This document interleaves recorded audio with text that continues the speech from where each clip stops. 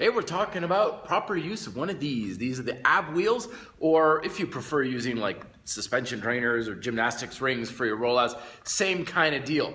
This is like a lot of bodyweight stuff, relatively easy to pick up, but hard to really master. So there's a few key points you want to really pay attention when using an ab wheel. Number one is I found it's very helpful to keep your knees and your feet close together.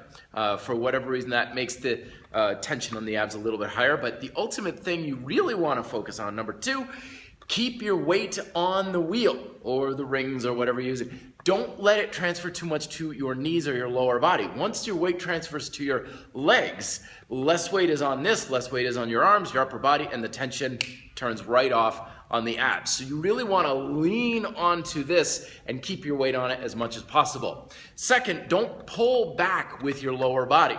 This isn't like a leg raise where you're trying to pull your knees up into your chest. You want to pull with your arms, pull back with your arms and your abs. Make that the primary moving element of the exercise. It's not about sitting backwards. That's, again, still placing more weight onto your lower body and therefore less onto your abs. The next thing you want to make sure that you've got going on is to make sure your elbows are tucked in as much as you can. You don't want to be rolling out like this sort of thing.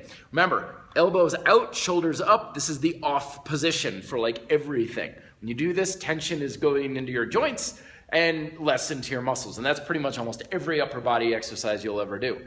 Shoulders are down and back, elbows are in, biceps and triceps are on, and your back is tight. So pull those shoulder blades down and back. You should feel tension along your entire backside when you're doing this, and it helps to stabilize the spine. Finally, make sure you are using some spinal movement with this. When you roll on out, your spine elongates slightly arches a little bit, keeping tension on the abs. The biggest challenge that people have with ab training is having tension on their abs as they elongate. Remember, tension is easy here when the muscle's all crunched up, but can you keep tension as it stretches out? If you're having trouble with that, that's oftentimes when people are like, oh, I feel it so much in my lower back when I do this sort of thing. That means your abs are literally just shutting off. You don't want to go out that far. Do some of the exercises that engage your abs, just even simply standing, and practice keeping your abs tight or hanging from the bar. Keeping your abs engaged when they're elongated will go a long way at helping you use this thing. And again, if you're really hammering this thing on down, it should not be something like, I could do 40, 50 ab rolls. 10. Your abs should be screaming at like 10 of these, if that, maybe 6, maybe 5. This is a high intensity exercise.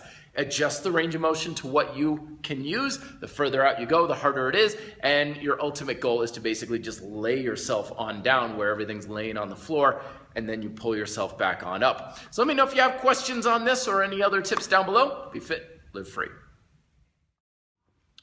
If you enjoyed this video, I appreciate you hitting that like button down below. Please subscribe to my channel. New content coming out every day. And if you have questions or anything you want me to address, just drop it down in the comments section down below and I'll probably get to it in the next week or two.